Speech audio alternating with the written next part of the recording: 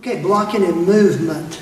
Okay, when you think of blocking, you think about a strike or a kick coming, you're just blocking with a hardcore bone or the knee strike or whatever. A lot of times you got to be moving, okay? The best blocking is the movement. Remember our footwork, okay? You're actually blocking while you're moving. You're not actually touching. You just got your hands there. Just a last resort to touch and brush the technique away. So think about that. Let's say you got a picture in your mind. We'll see these later. A round kick's coming. You'll be moving from here. You set the opponent up. You see the moves they've got. You see the kick coming in. Let's say they're kicking in with the right leg. I see it coming in my head. I move over here, just out of the way. The attacker moves from here. Spin around. Let's say they're coming in with a round kick with the left leg. You got your kicking. Keep on move from here. It's all about keeping those hands up.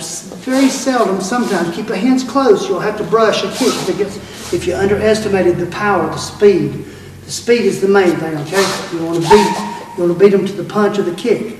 So you got to move, keeping those hands up. You're a step ahead of them. Of course, you don't want to get in the strike zone. Strike zone would be where you're able to touch, and you know they can touch. Look and examine the opponent, see the reach they've got, okay, and judge them. If you've sparred enough times, you can just about judge a person, the reach that they have, okay? You don't really know their speed, their power, so stay just right out of reach. And then when you've got the courage and understand their technique enough, you're able to move in, well, you know you can counter and touch. So you've got to bring them in enough to where you can actually touch them and block, or your counter will not work. So think about it. If a kick comes in and you get way back here in left field and your kick's 3 or 4 feet ahead of you, you're going to have to do all this work to get a strategy plan to get back to your opponent. So try to work and bait them up to where they're in, keeping your guards up. And the technique, let's say we're working on kicks right now.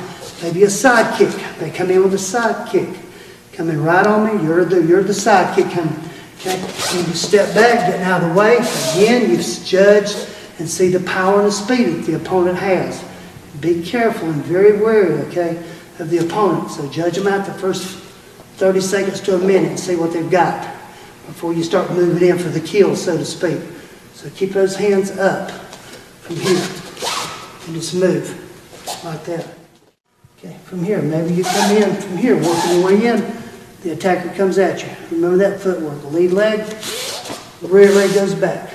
Now that may be a circular movement where they come in and make a turn on you. You come up, you have to move in and change your setup, okay? Where you switch up.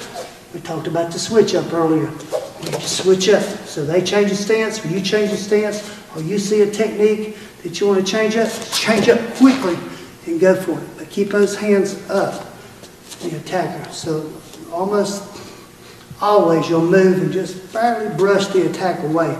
You'll never jam up someone, okay? It'll go into a ground fight almost every time. So if you're just totally straight up kickboxing, keep those hands up.